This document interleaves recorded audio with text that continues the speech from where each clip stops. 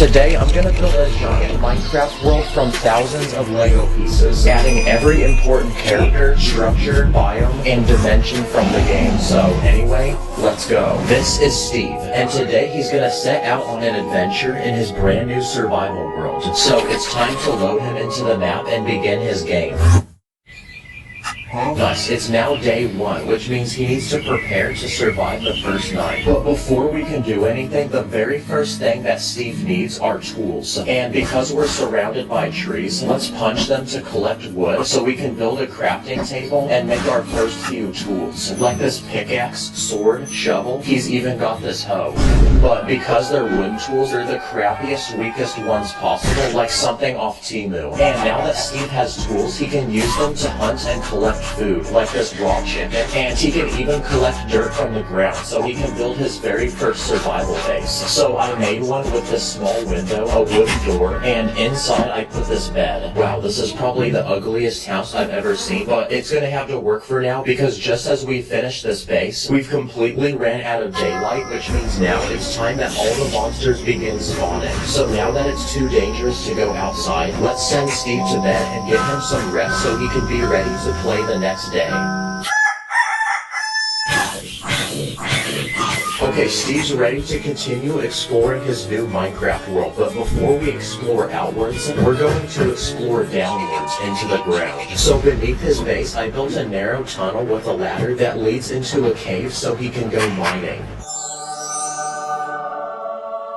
So I built this giant lush cave full of basically every type of ore imaginable, including coal, which is perfect for cooking meat so we don't eat it rotten, and diamonds, which we can use to craft even stronger tools, and a full coat of armor to protect us from mobs. Down here you'll even find this amethyst geode and an abandoned mine shaft full of gold. Okay, that's a new part of the map unlocked, so now we can continue mining and collecting diamonds. Ain't no way, bro definitely used creative mode. And now that we've unlocked new materials, we can take the ugly base we built on day 1 and upgrade it to be way better. So I made this completely new base that's way bigger and has 2 separate levels. So for level 1, I turned it into a crafting room with chests to store all Steve's building materials, and this furnace to cook food, smelt ore, and make new items like glass and bricks. And for level 2, I built a blacksmith shop where Steve can store all his tools, weapons, and armor, and this anvil to repair them. And while he works, I also built this music player. My next plan is to build this house its own farm. That way we can grow our own food. So first, I built this garden where Steve can grow wheat, which is perfect for making bread, sugarcane, which can produce paper, potatoes, carrots, melons, and pumpkins. And on the other side of the house, I built a fence where we can keep different animals, like cows, which make a great source of milk, sheep, which produce wool, pigs, and chickens, which make great eggs for crafting cake and pie. Okay, our base is finished, and Steve is ready to continue exploring his Minecraft world. So I gave him a map and a compass, and he's ready to go. The first stop on our journey is a small village. So I built one with tiny houses that the villagers can live inside of. What's in this one? Oh shoot, my bad, bruh. Let's put that back real quick. But what makes these villagers special is we can actually try trading with them, so let's see what they give us. Okay, he doesn't want to trade, but maybe this will change his mind. I knew it. Money talks. Okay, that's a new part of the map unlocked, but we still have a long journey ahead. So on the way, I built this goat and this donkey, which we can tame and use to ride and store all the loot we're about to collect on our way. The next destination on our journey is the desert. So I built a dry, hot, and sandy landscape with cactuses, this camel, and this desert pyramid, which opens up with even more loot inside, which we can add to our collection. Now, opposite to the hot desert is the freezing cold Arctic. So that's what I built next. I made this snowy landscape with giant ice spikes poking out of the ground. I also added polar bears, this tiny igloo with a bed inside, and this wandering trader. So let's see if he has anything good to trade. Okay, you asked for it.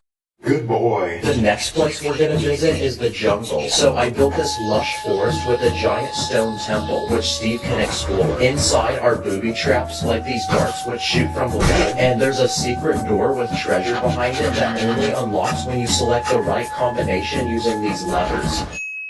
Nice. Now we built a desert, the Arctic, and a jungle, so I also built this swamp where you can find frogs and this witch living in a hut. And along the way, I even built Mushroom Island, which is one of the rarest biomes in the game, and it's a place where no mobs can spawn. Instead, it spawns these giant mushrooms and these cows, which have mushrooms growing off of them. I also built this bamboo forest, where you'll find bamboo trees, which make great building materials, and here you'll also find pandas eating them. I also built this canyon made from many layers of rocks in different colors, and this field full of flowers, these pink cherry blossom trees, and bees, which produce honey that we can eat. I then built another forest, but this time you'll find these large spruce trees, wild berries which make a nutritious snack for our journey, and this wolf which Steve can tame to become his pet, and a personal attack dog to protect him from mobs. I also built a pillager outpost, which is this tall tower guarded by pillagers who like to attack and loot villages. Here you'll find special loot like crossbows, which are great for fighting mobs, so I put the tower next to the village, and now they can all go to war with each other. But the biggest structure in all of Minecraft is the Woodland Mansion, so that's what I plan to build next. And this is going to require a lot of Lego and a lot of time. Look how big this thing is compared to the rest of the Minecraft world. So I built this giant mansion with 2 separate floors, and upon entering, you'll find a maze of hallways which lead to several different rooms, including this small, crappy prison and this fighting arena where Steve can fight this chicken jockey. Maybe the next Jake Paul fight can be held here. Inside you'll also find guards which protect the mansion, and rare loot, like these totems of undying which bring you back to life when you die.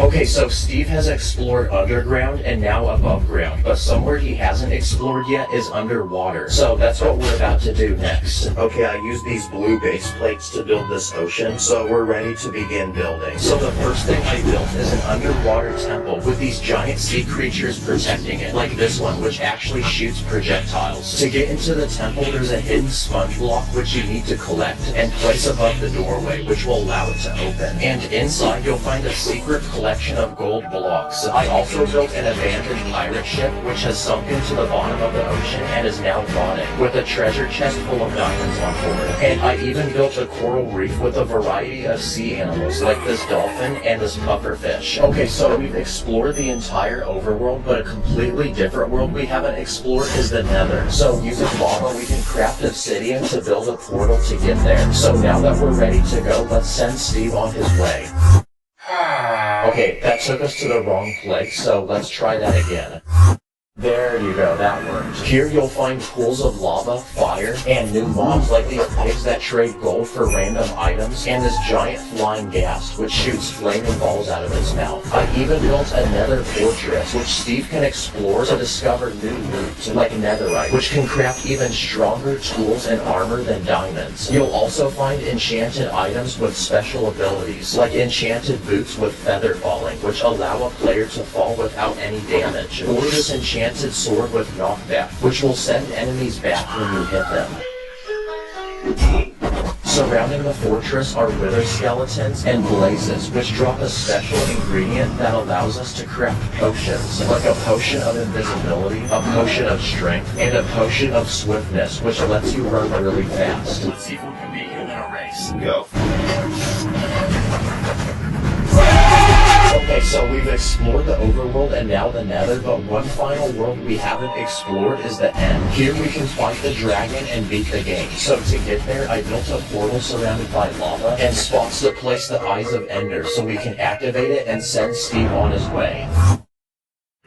Okay, he's made it to the end world, so I built this floating island surrounded by a void of nothingness, and on this island he'll be fighting the Ender Dragon. So I built these tall obsidian pillars with these crystals on top that explode when you touch them. Here you'll also find Endermen, and finally I built the Ender Dragon, which can shoot these projectiles out of its chest. So now it's time for Steve to fight.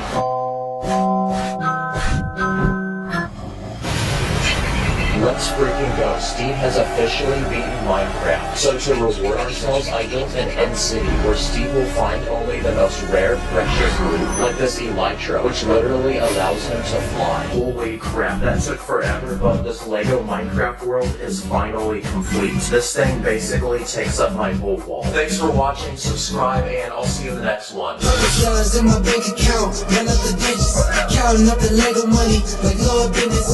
Always do my mini things. I'm with the crew, master spins, just so call me Sensei.